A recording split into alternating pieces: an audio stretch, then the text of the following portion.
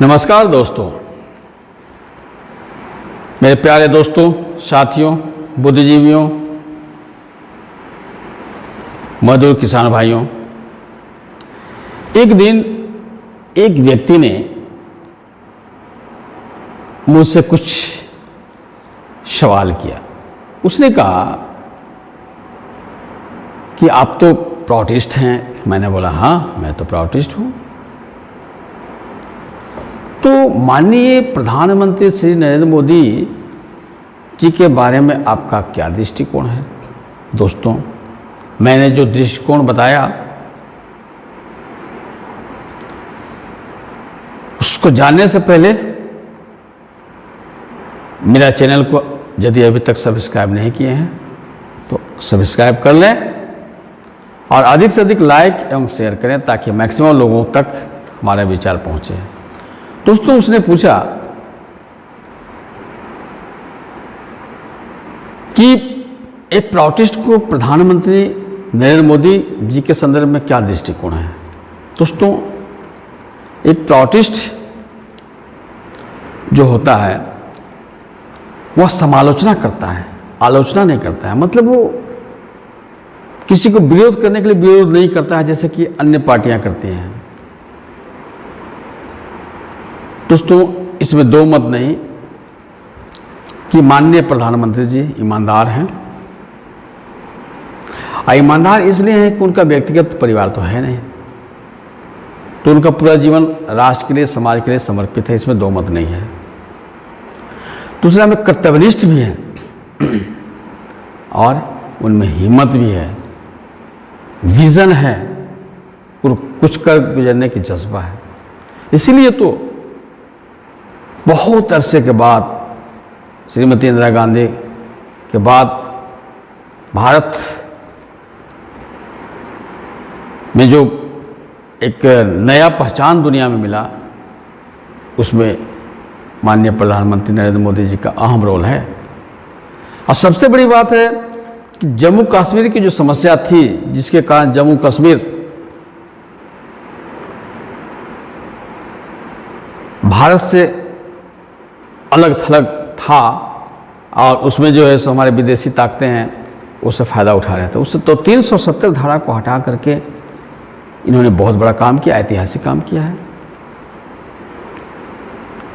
उसी तरह से एक खास समुदाय के कारण यहाँ का जो मूल समुदाय हिंदू है वो भयभीत रहा करते थे। इनके नेतृत्व में यह भय का वातावरण खत्म हो गया है। रक्षा के मामले में भी भारत लगभग आत्मनिर्भर है।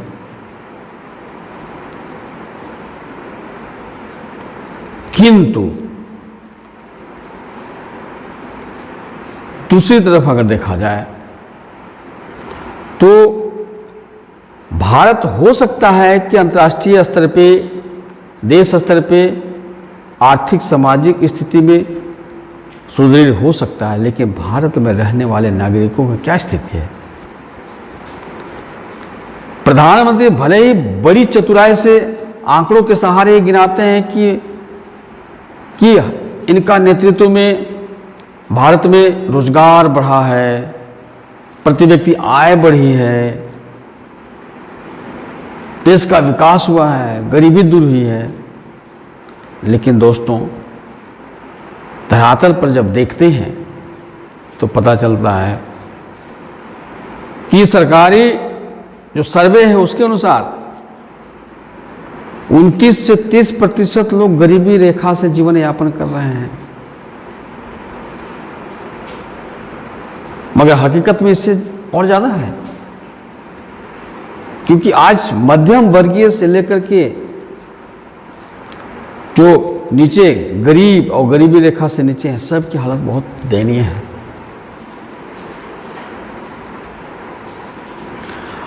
और ऊपर से जो कोरोना महामारी आया है, इससे और स्थिति दयनीय, हालत गंभीर होती जा रही है।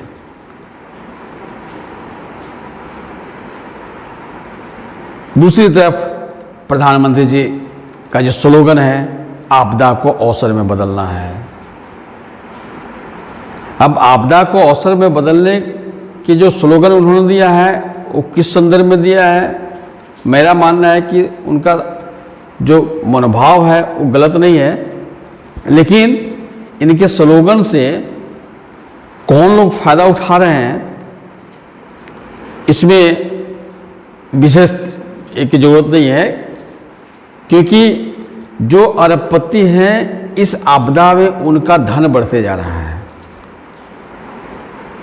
अरबपतियों का धन अरब से खरब में चला जा रहा है और जो गरीब है उनकी स्थिति दयनीय होती जा रही है। अब इन अरबपतियों से कुछ धन ले करके गरीबों को फ्री दिया जा रहा है वाहवाही लूटने के लिए। तो अगर इसको कहा जाए कि ये जो पॉलिटिक्स है ना, ये बड़ा ही भयावह पॉलिटिक्स है। लोग खेती गृहस्थी छोड़ रहे हैं क्योंकि उसमें बहुत नुकसान हो रहा है। अब उस नुकसान को भरपाई करने के लिए कृषि बिल ले आए, पर जितना भी काम इनके माध्यम से हो रहा है, इनकी ईमानदारी, इनकी कर्तव्यनिष्ठा, ये सब किसके लिए हो रहा है? कॉरपोरेट घरानों के लिए, धनाढ़ों के लिए। तो कुल मिलाकर के गरीबी अमीरी का खाई बढ़ते जा रहा है। तो इससे स्पष्ट होता है कि माननीय प्रधानमंत्री ईमानदार जरूर हैं, कर्तव्यनिष्ठ हैं, धैर्यवान हैं, इनके पास विजन है, लेकिन इनके ये सारे गुण हैं उससे लाभान्वित हो रहे हैं कुछ लोग। मतलब इनका ईमानदारी, इनका कर्तव्यनिष्ठा, इतना विजन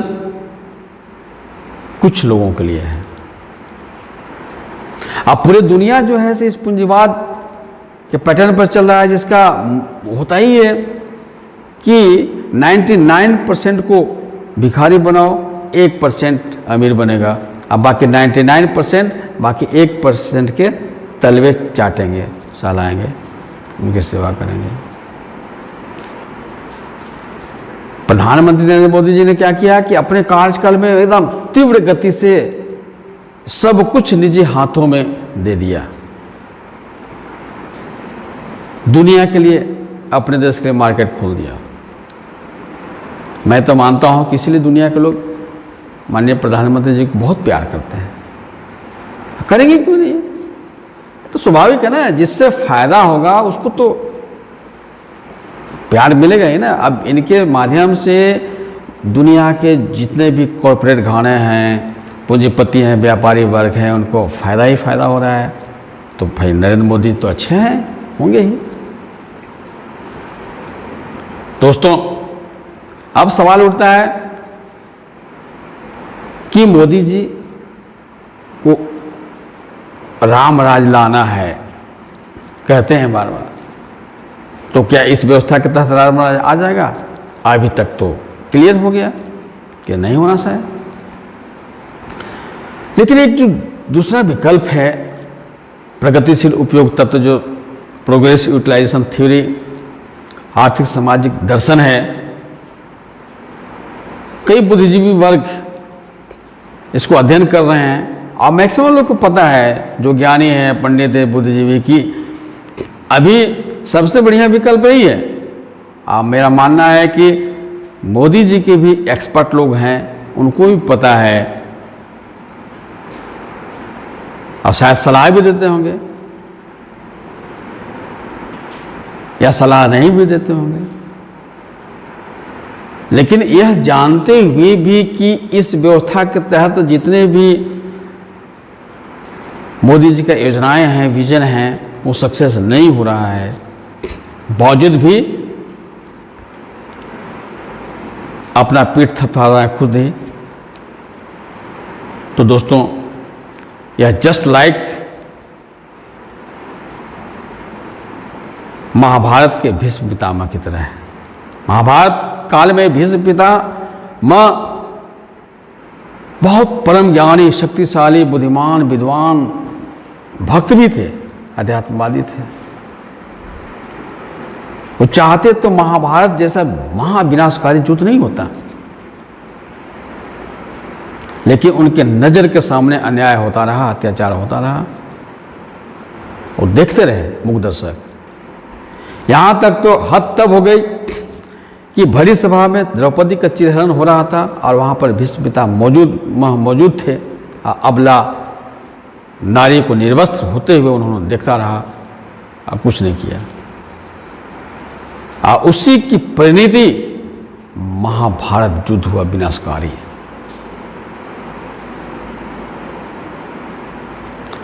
और इस गलती का कबूलनामा भीष्म पितामह जब अपने तीरों के सया पर सोए हुए थे, जब भगवान कृष्ण ने पांडवों और द्रौपदी को साथ लेकर गए, तब उन्होंने वहां पे कहा कि ये सही बात है कि जिसका अन्न खाओगे मन उसी की तरह बन जाएगा।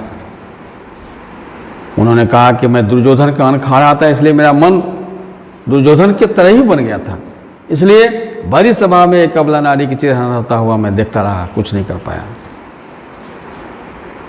दोस्तों, मेरा मानना है कि माननीय प्रधानमंत्री मोदी जी का भी यही हाल है। उनको भी पता है कि जिस व्यवस्था का वो नेतृत्व कर रहे हैं, उस व्यवस्था में सर्वजन हिताय सर्वजन सुखाय का जो नारा वो दे रहे हैं, वो कभी सक्सेस होने वाला नहीं है। हाँ, इतना जरूर है कि इनके नेतृत्व में महाविनाश अवश्य ही होगा, जो दिख रहा है। कोरोना एक साधारण बीमारी आया है, संक्रमण की दर बहुत ज़्यादा है, अलग बात है, लेकिन मृत्यु दर तो बहुत कम है। इतना ही में हाहाकार मच गया, ऑक्सीजन की किल्लत, ऑक्सीजन नहीं मिल रहा है लोगों को, हॉस्पिटल में बेड नहीं मिल रहे हैं, श्मशान में जलाने की जगह नहीं मिल रहा है। क्या व्यवस्था है आपकी? तो अगर महाभारत के भीष्म पितामह से तुलना कर दिया जाए मोदी जी का, तो इसमें अंतर नहीं है। दोस्तों, अंतिम में मैं एक कहना चाहता हूं कि माननीय प्रधानमंत्री बहुत अच्छे हैं, कर्तव्यनिष्ठ हैं, निष्ठावान हैं, बहादुर हैं, सब कुछ हैं, लेकिन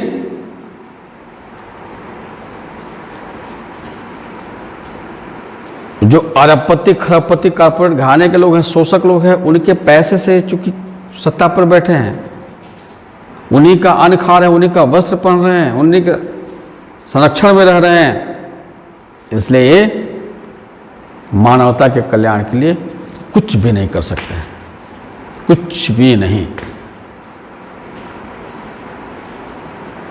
अब अगर अगले 10 साल तक इनका राज रहा, इनका नेतृत्व रहा, तो भारत अवश्य ही महाविनाश की तरफ बढ़ेगा। बेरोजगारी बढ़ेगी, गरीबी बढ़ेगी, उग्रवाद बढ़ेगा, आतंकवाद बढ़ेगा। अभी तो जो मध्यम वर्गीय लोग हैं, नौकरी पेशा करने वाले लोग हैं, जिनके पास जो है सर्विस रेट करने का कोई सुविधा नहीं, वो तो टैक्स के बोझ के तले दबे हुए हैं, दे रहे हैं, पर कितना दिन तक बर्दाश्त करेंगे? सेना जो बॉर्डर पर जूझ रहा है, उसको भी तो सम्मानजनक वेतन नहीं मिलता है। कोरोना के नाम पर पिछले 1 साल से महंगाई भत्ता बंद है, महंगाई चरम सीमा पे है, जबकि अरबपति खरबपतियों के पास इतना दौलत है कि अगर उनका दौलत का इस्तेमाल किया जाए तो सबको महंगाई भत्ता भी मिलेगा, सबका पूरा वेतन भी मिलेगा। आज ये कोरोना से लड़ने के लिए जो अर्थ की जरूरत है उसका भी हो जाएगा, पर उन पर हाथ नहीं डालेंगे। इसलिए हाथ नहीं डालेंगे कि वो जो कुबेर का खजाना है उसी से इनका जो है सो कुर्सी फिर से प्राप्त होगा, अब बचा हुआ भी है। तो दोस्तों, मेरा कहने का तात्पर्य आप सबों को समझ में आ गया होगा। अगर समझ में आ गया होगा तो आप अधिक से अधिक प्रौध का अध्ययन करें। अब प्रौध का जो समाज आंदोलन है ना, उसके माध्यम से आगे बढ़ें।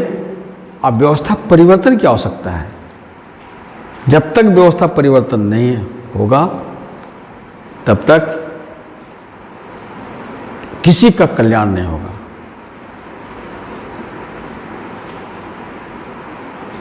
धन्यवाद, नमस्कार।